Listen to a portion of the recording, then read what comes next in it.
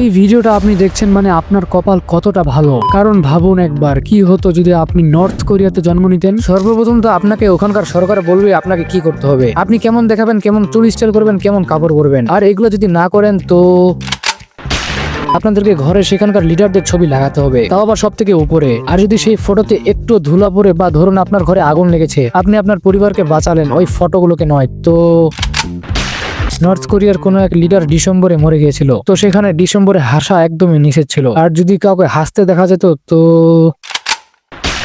North কোরিয়ায় internet, social media, TV কিছুই নেই, শুধু সরকারের দেওয়া 2-3টা চ্যানেল আর সরকারেরই বানানো কিছু ওয়েবসাইট আছে। একটা 17 বছরের বাচ্চাকে ভরা স্টেডিয়ামের মধ্যে গুলি করে মেরে ফেলা হয়েছিল, এজন্য যে সে শুধু বাইরের একটা গান শুনতেছিল। যদি আপনি সেখানে কোনো ক্রাইম করেন তাহলে আপনাদের 3 পুরুষকে সেই সাজা ভোগ করতে হবে। ধরুন আপনার দাদা কোনো ক্রাইম করেছে, তো সেটার সাজা আপনার বাপ সহ আপনিও পাবেন। আপনি ভোট তো দিতে পারবেন, কিন্তু একটাই পার্টি আছে, আর যদি ভোট না দেন তবে আপনাকে টপকায় ফেলা হবে। আপনি দেশ ছেড়ে বাইরে যেতে পারবেন না, আর যদি ধরা পড়েন তাও টপকাই দেওয়া হবে। এসব কিছুর পরেও আপনি সেখানকার সরকারের বিরুদ্ধে একটাও শব্দ বলতে পারবেন না, আর যদি বলেন তো